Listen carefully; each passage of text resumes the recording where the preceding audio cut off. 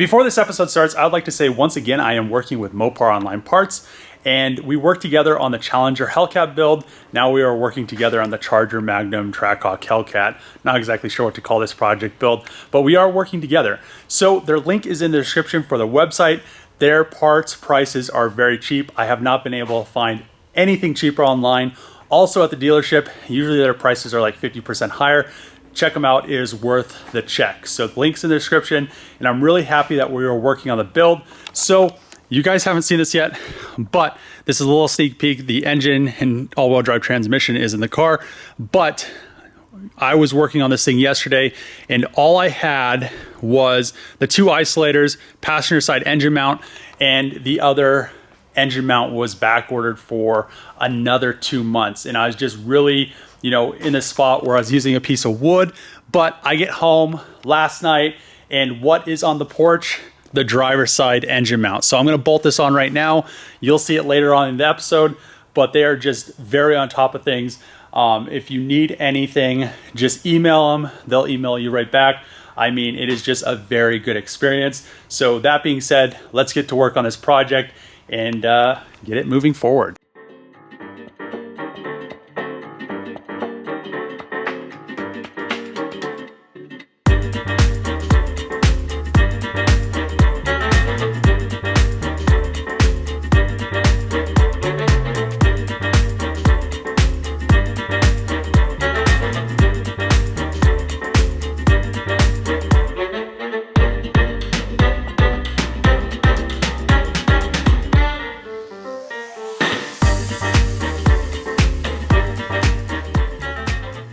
To the channel. Today I have been working on the Charger already for quite a while, getting these pillars all grinded down. I should have sandblasted the coating off of them.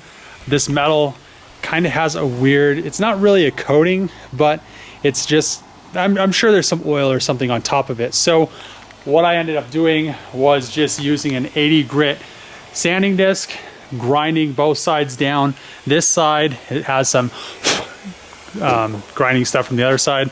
I haven't put any etching primer on the other side, but this is what it looks like after it has etching primer, and you can just see how nice it is, and it just looks like it's made to be. So this side is already done with etching primer.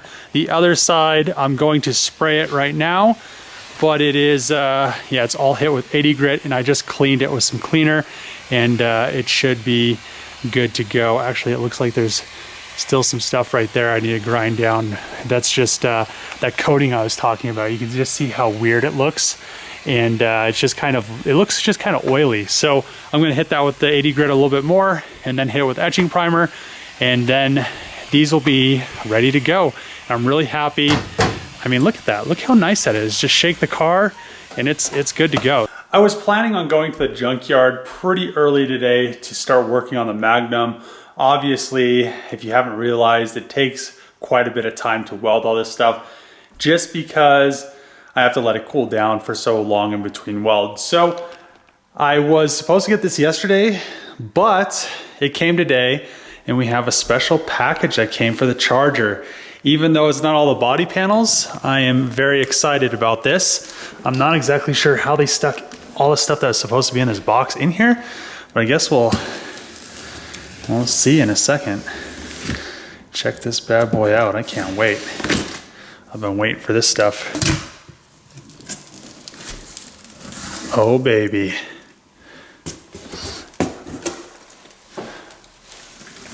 Oh, baby. Look at that. I am so excited about this. I've been waiting for these so I could do all the front suspension. I have everything out of the box. I have both front Trackhawk lower control arms, both knuckles. I have the full rebuild kits for all 4 Trackhawk calipers. I'm gonna have a video rebuilding those and powder coating them, or I'm not sure what I'm gonna do to them.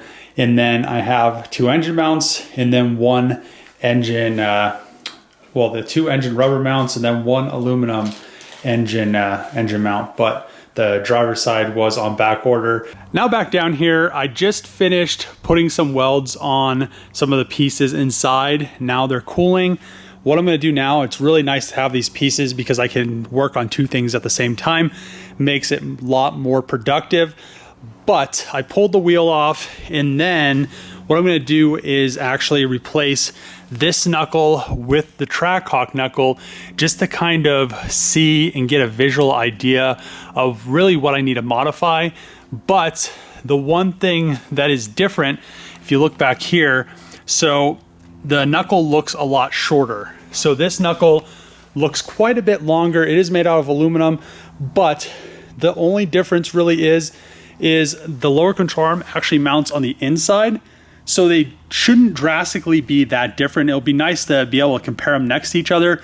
I really needed either Trackhawk or Hellcat knuckles because the mounting holes for the brake calipers, because I am running the Trackhawk / Hellcat brake calipers.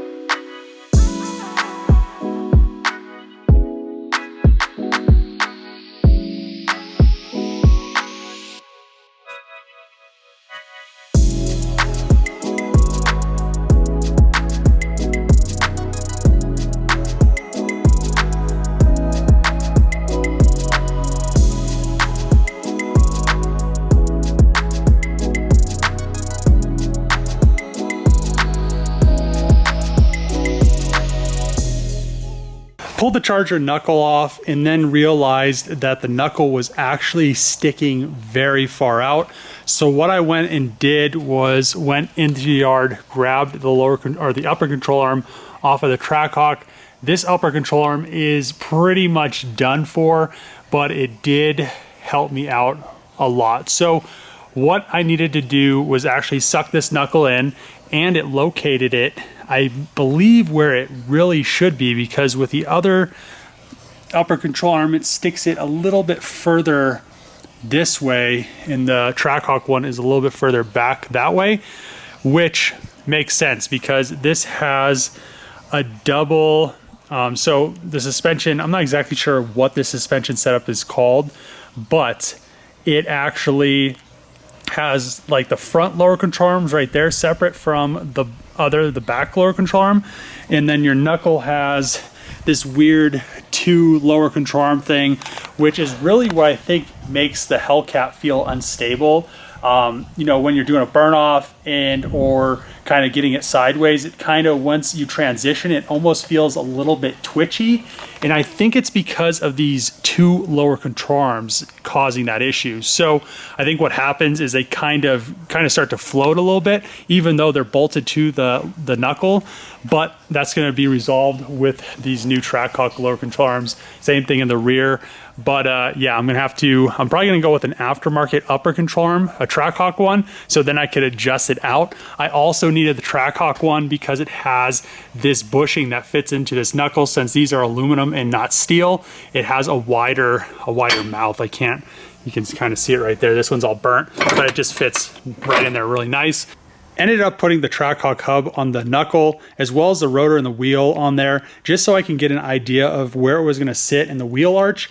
And it looks like it's very centered. So it's really nice that with the Dodge stuff, you can just mix and match parts and just stuff works. So Trackhawk upper control arm, I am gonna still get an adjustable one, like I said, but it's just really nice. Looks like everything is gonna just work out perfectly, especially since I'm using all the Trackhawk rear suspension, and it's just gonna be awesome. So probably for the time being, I'm gonna use the old Trackhawk wheels just to roll it around and stuff. Get rid of the V6 wheels. They have really nice tread on them. They're almost brand new wheels and tires.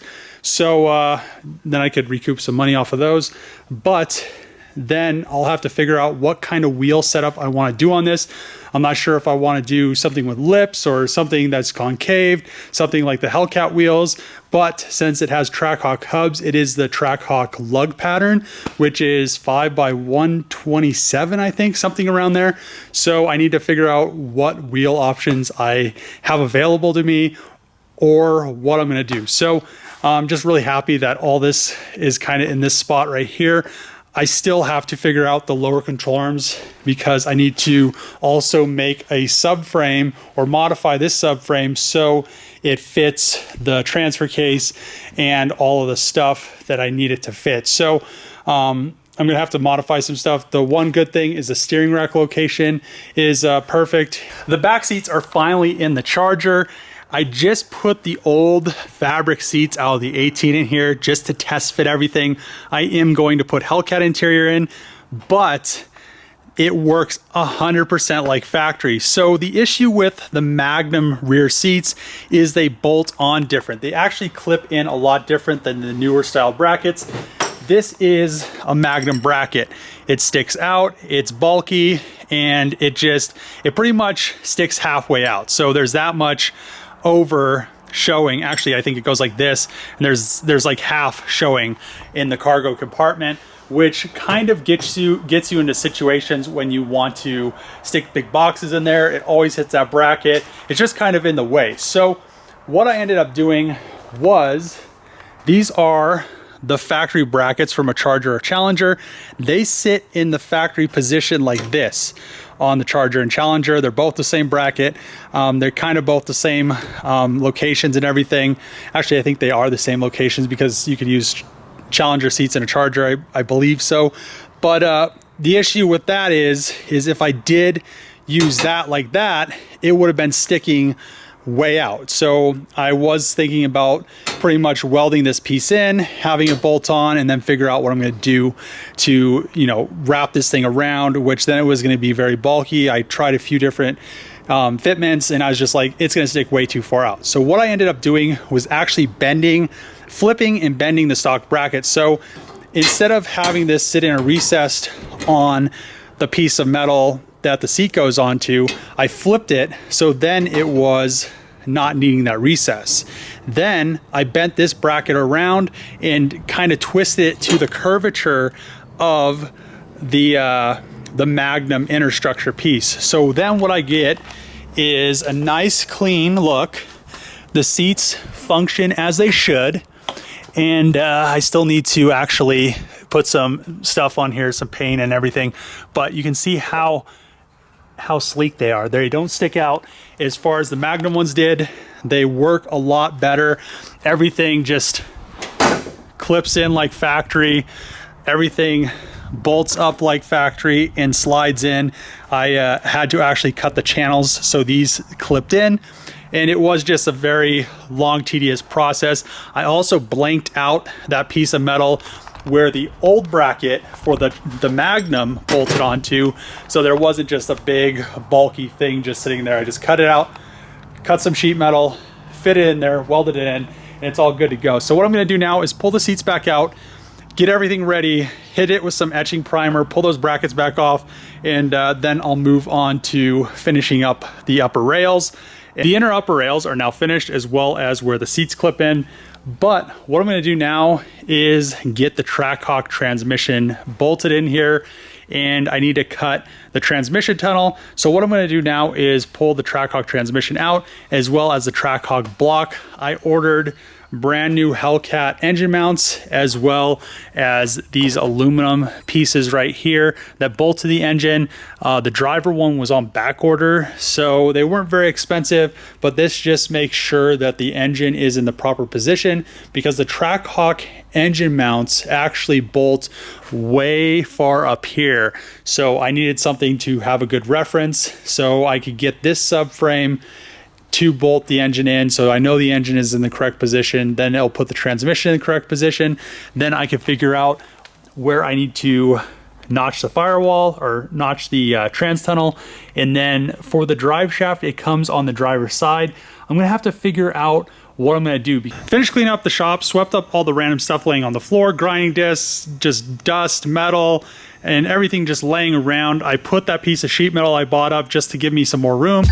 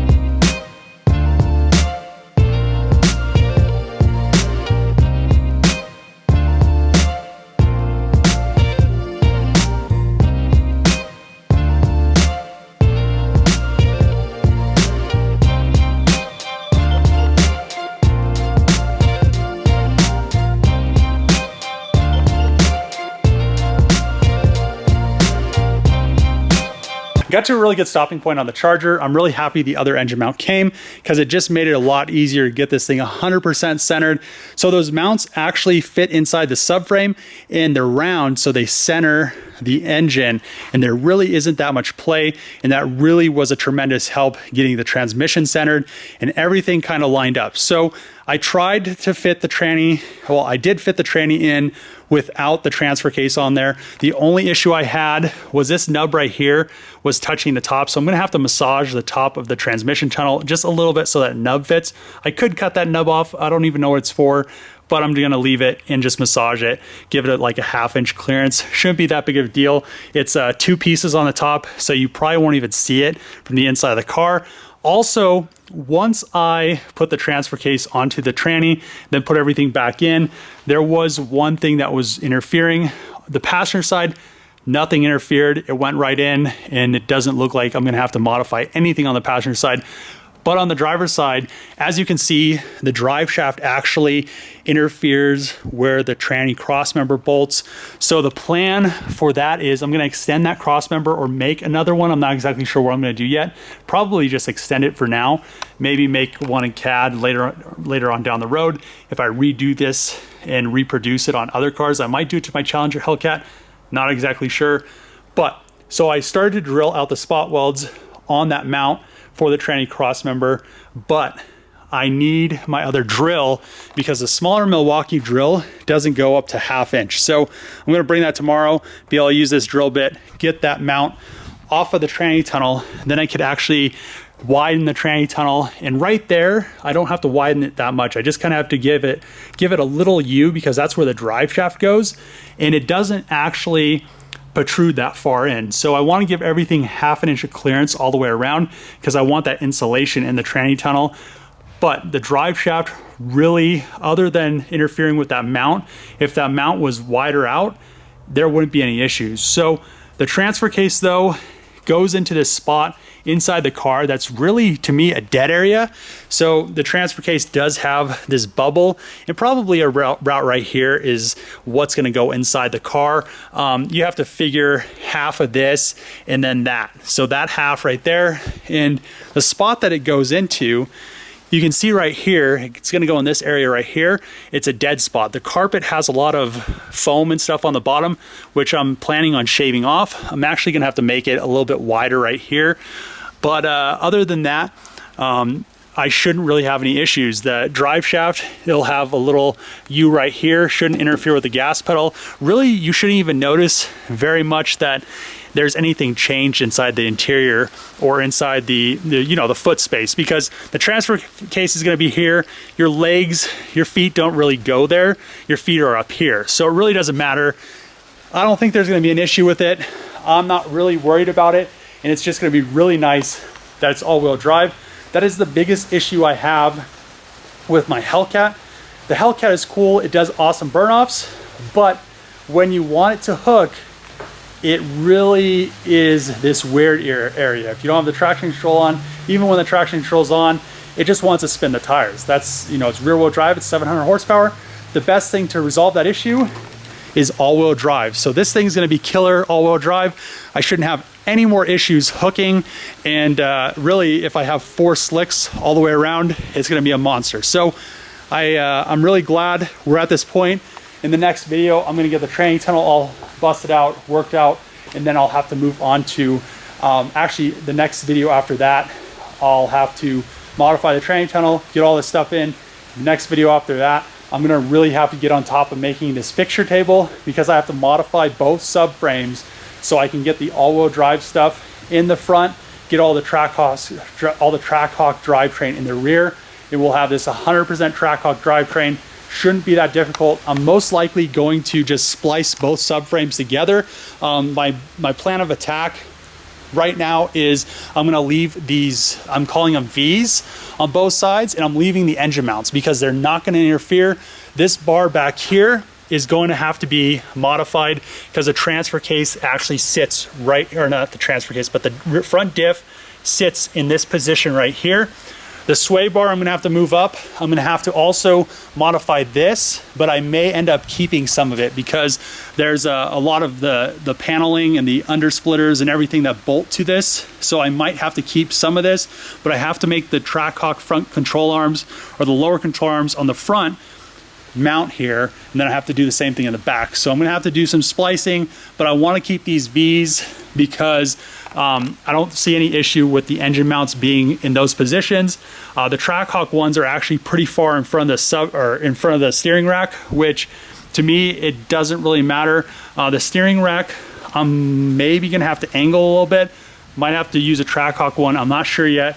That's gonna be some of the figuring out because the front diff is right there. I'm gonna really have to stick the diff in there, get it all lined up, and just kind of go from there. But I need that fixture table so I can splice both of these subframes together. Same thing with the rear. I need to splice both of the subframes together. Then we can have all the hubs, the diff, all of that stuff. And then I'm gonna have to make a drive shaft, but that is really getting ahead of myself. So if you like these videos, if you like this huge Charger project, turning this into a station wagon, making it all-wheel drive, making it the best it can be, because Dodge won't, subscribe to this channel, give it a thumbs up, throw a comment below, share it with your friends. As always, see you guys next time.